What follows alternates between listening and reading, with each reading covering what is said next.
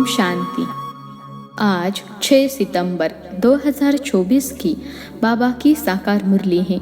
मुरली के महावाक्य हैं, मीठे बच्चे, तुम्हारी यह पढ़ाई सोर्स ऑफ इनकम है। इस पढ़ाई से 21 जन्मों के लिए कमाई का प्रबंध हो जाता है।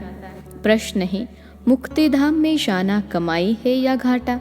उत्तर है, भक्तों के लिए यह भी कमाई है, क्योंकि आधा कल्प से शांति शांति मांगते आए हैं। बहुत मेहनत के बाद भी शांति नहीं मिली। अब बाप द्वारा शांति मिलती है, अर्थात मुक्ति धाम में जाते हैं, तो यह भी आधा कल्प की मेहनत का फल हुआ। इसलिए इसे भी कमाई कहेंगे, घाटा नहीं। तुम बच्चे तो जीवन मुक्ति में जाने का पुरुषार्थ करते हो। तुम्हारी बुद्धि में अभी सारे वर्ल्ड की हिस्ट्री ज्योग्राफी नाच रही है। ओम शांति। मीठे मीठे रूहानी बच्चों को रूहानी बाप ने यह तो समझाया है कि रूह ही सब कुछ समझती है। इस समय तुम बच्चों को रूहानी दुनिया में बाप ले जाते हैं। उनको कहा जाता है रूहानी दैवी दुनिया, इसको कहा जाता है जिस्मानी दुनिया, मनुष्यों की दुनिया। बच्चे समझते हैं दैवी दुनिया थी, वह देवी मनुष्यों की पवित्र दुनिया थी। अभी मनुष्य अपवित्र है, इसलिए उन देवताओं का गायन पूजन करते हैं। यह स्मृति है कि बरोबर पहले झाड़ में एक ही धर्म होगा। विराट रूप में झाड़ पर भी समझाना है। इस झाड़ का बीज रूप ऊपर में है। झाड़ का बीज है बाप, फिर जैसा बीज वैसा फल अर्थात पत्ते निकलते हैं। यह भी वंडर है ना, कितनी छोटी चीज़ कितना फल देती है, कितना उनका रूप बदलता जाता है। इस मनुष्य सृष्टि रूपी झाड़ को कोई नहीं जानता। इसको कहा जाता है कल्प वृक्ष। इसका बस गीता में ही वर्णन है। सब जानते हैं गीता ही नंबर 1 धर्म का शास्त्र है। शास्त्र भी नंबरवार तो होते हैं ना। कैसे नंबरवार धर्मों की स्थापना होती है, यह भी सिर्फ तुम ही समझते हो, और कोई में भी यह ज्ञान होता नहीं। तुम्हारी बुद्धि में है पहले पहले किस धर्म का झाड़ होता है, फिर उनमें और धर्मों की वृद्धि कैसे होती है। इसको कहा जाता है विराट नाटक। बच्चों की बुद्धि में सारा झाड़ है। झाड़ की उत्पत्ति कैसे होती है, मुख्य बात है यह। देवी देवताओं का झाड़ अभी नहीं है और सब टाल टालियाँ खड़ी हैं। बाकी आदि सनातन देवी देवता धर्म का फाउंडेशन है नहीं, यह भी गायन है।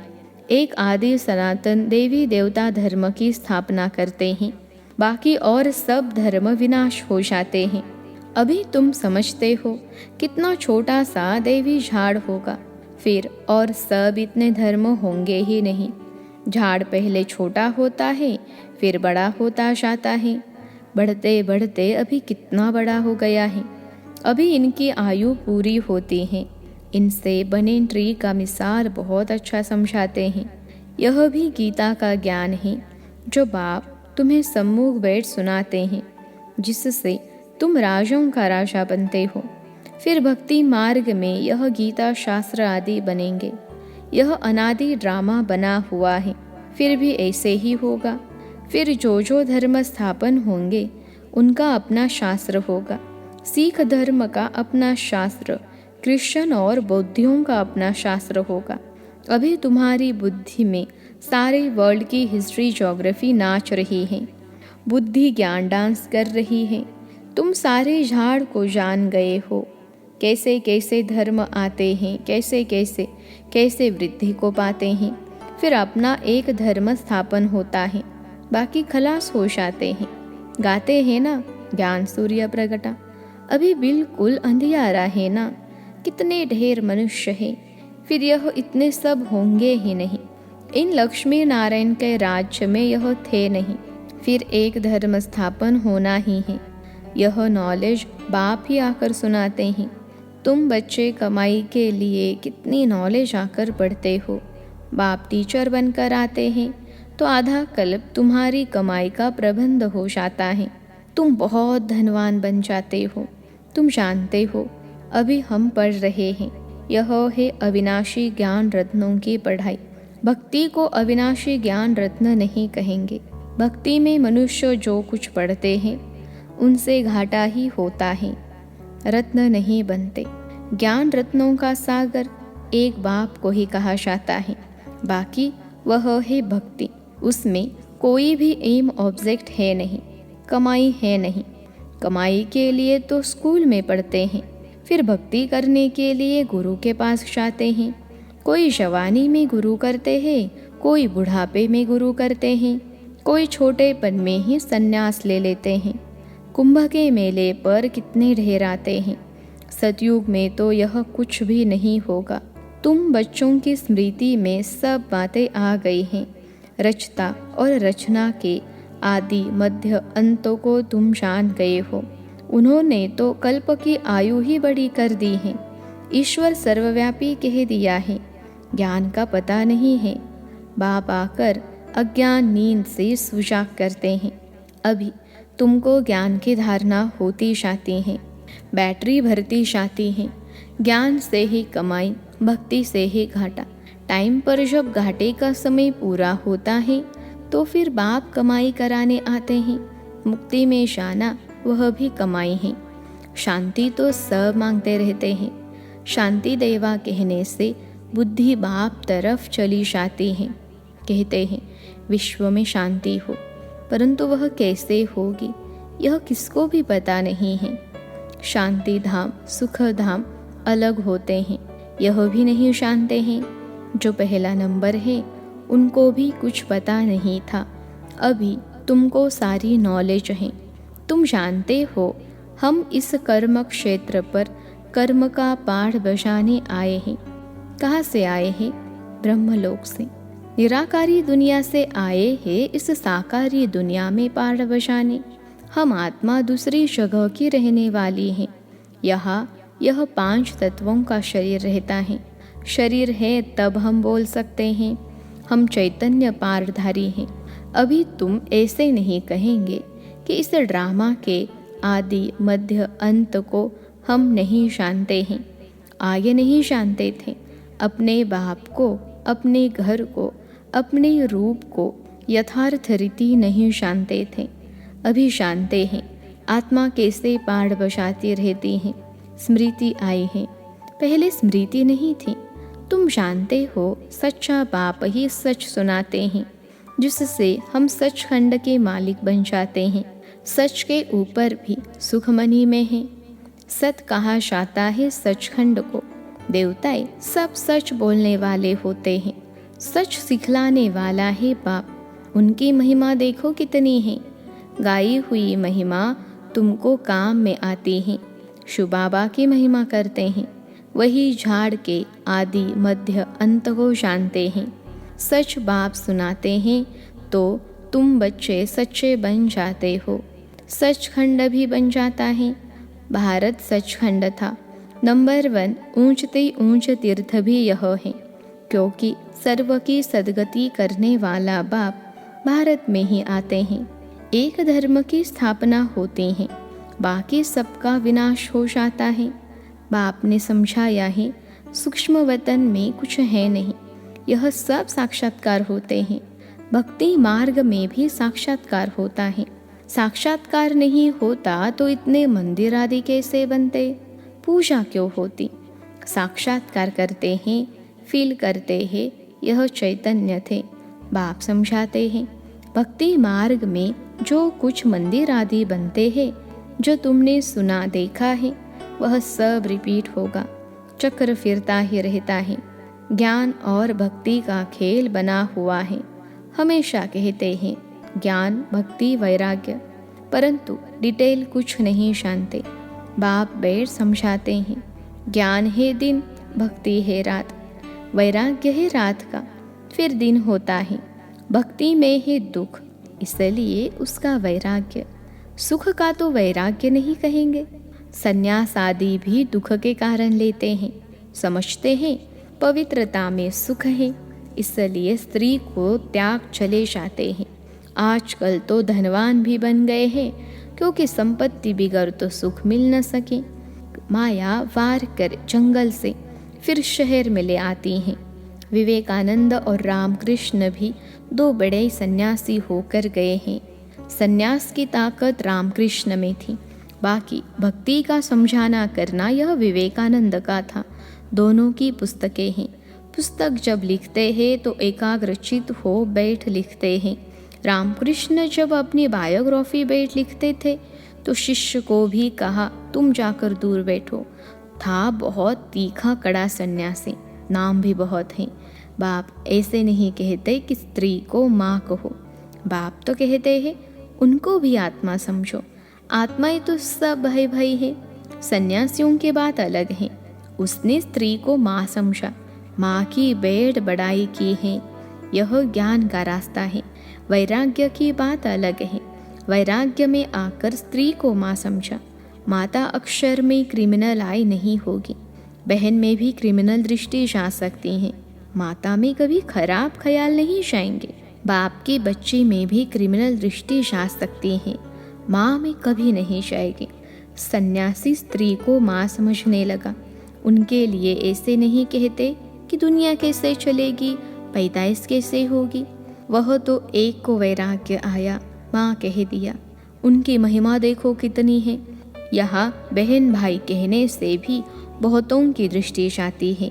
इसलिए बाबा कहते हैं भाई भाई समझो।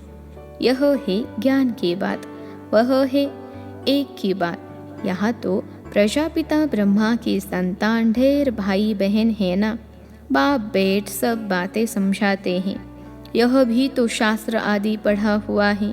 वह धर्म ही अलग है, निवृत्ति मार्ग का, सिर्फ पुरुषों के लिए है। वह है हद का वैराग्य। तुमको तो सारी बेहद की दुनिया से वैराग्य है। संगम पर ही बाप आकर तुम्हें बेहद की बातें समझाते हैं। अभी इस पुरानी दुनिया से वैराग्य करना है। यह बहुत पतित छी दुनिया है। यह शरीर पावन हो न सके। आत्मा को नया शरीर सतयुग में ही मिल सकता है। भल यह आत्मा पवित्र बनती है, परंतु शरीर फिर भी अपवित्र रहता है जब तक कर्मातीत अवस्था हो। सोने में खाद पड़ती है तो जेवर भी खाद वाला बनता है। खाद निकल जाए तो जेवर भी सच्चा बनेगा। इन लक्ष्मी नारायण की आत्मा और शरीर दोनों सतो प्रधान हैं। तुम्हारी आत्मा और शरीर दोनों ही तमो प्रधान काले हैं। आत्मा काम चिता पर बैठ काली बन गई है। बाप कहते हैं फिर हम आकर सावरे से गोरा बनाते हैं।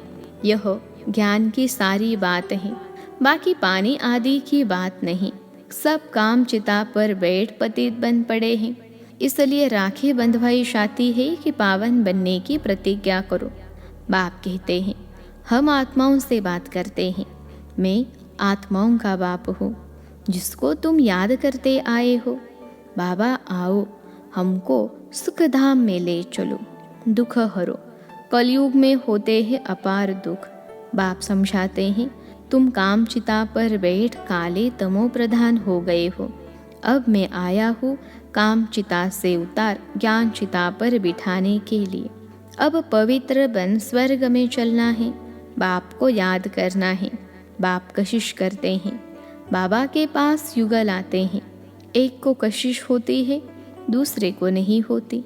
पुरुष ने फट से कह दिया इस अंतिम जन्म में पवित्र रहेंगे, काम चिता पर नहीं चढ़ेंगे।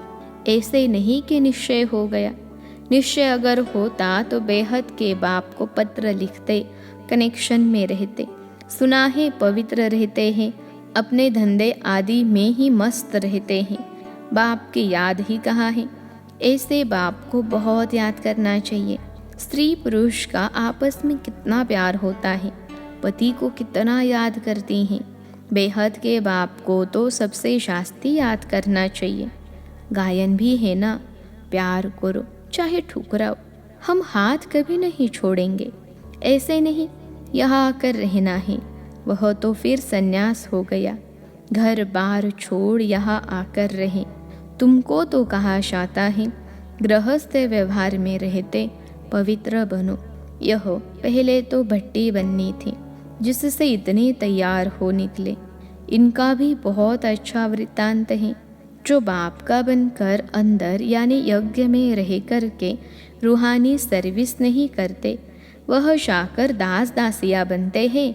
फिर पिछाड़ी में नंबरवार पुरुषार्थ अनुसार ताज मिल जाता है। उनका भी घराना होता है, प्रजा में नहीं आ सकते। कोई बाहर का आए अंदर वाला नहीं बन सकता। वल्लभाचारी बाहर वालों को कभी अंदर आने नहीं देते हैं। यह सब समझने की बातें हैं। ज्ञान है सेकंड का। फिर बाप को ज्ञान का सागर क्यों कहा जाता है? समझाते ही रहते हैं, पिछाड़ी तक समझाते ही रहेंगे। जब राजधानी स्थापन हो जाएगी, तुम कर्मातीत अवस्था में आ जाएंगे, फिर ज्ञान पूरा हो जाएगा। है सेकंड की बात, परंतु फिर समझाना पड़ता है। हद के बाप से हद का वर्षा, बेहद का बाप विश्व का मालिक बना देते हैं। तुम सुख धाम में जाएंगे तो बाकी सब शांति धाम में चले जाएंगे। वहाँ तो है ही सुख। यह तो खातिरी है। बाप आए हैं, हम नई दुनिया के मालिक बन रहे हैं राजयोग की पढ़ाई से। अच्छा, मीठे मीठे सिखिलते बच्चों प्रति माता पिता बाप दादा का याद प्यार और गुड मॉर्निंग। रूहानी बाप की रूहानी बच्चों को नमस्ते। हम रूहानी बच्चों की सिखिलते रूहानी माता पिता बाप दादा को याद प्यार, गुड मॉर्निंग और नमस्ते बाबा नमस्ते। धारणा के लिए मुख्य सार पहली पॉइंट है, इस पतित छी दुनिया से बेहद का वैराग्य रख आत्मा को पावन बनाने का पूरा पुरुषार्थ करना है। एक बाप की ही कशिश में रहना है। दूसरी पॉइंट है, ज्ञान की धारणा से अपनी बैटरी भरनी है। ज्ञान रत्नों से स्वयं को धनवान बनाना है। अभी कमाई का समय है, इसलिए घाटे से बचना है। आज का वरदान है, ज्ञान रत्नों को धारण कर व्यर्थ को समाप्त करने वाले होली हंस भव। ज्ञान रत्नों को धारण कर व्यर्थ को समाप्त करने वाले होली हंस भव। विश्लेषण है, होली हंस की दो विशेषताएं हैं। एक है ज्ञान रत्न चुगना और दूसरा निर्णय शक्ति द्वारा दूध और पानी को अलग करना। दूध और पानी का अर्थ है समर्थ और व्यर्थ का निर्णय। व्यर्थ को पानी के समान कहते हैं और समर्थ को दूध समान। तो व्यर्थ को समाप्त करना अर्थात होली हंस बनना। हर समय बुद्धि में ज्ञान रत्न चलते रहे, मनन चलता रहे तो रत्नों से भरपूर हो जाएंगे। आज का स्लोगन है, सदा अपने श्रेष्ठ पोजीशन में स्थित रहे। अपोजिशन को समाप्त करने वाले ही विजयी आत्मा है। सदा अपने श्रेष्ठ पोजीशन में स्थित रहे। अपोजिशन को समाप्त करने वाले ही विजयी आत्मा है। अच्छा, ओम शांति।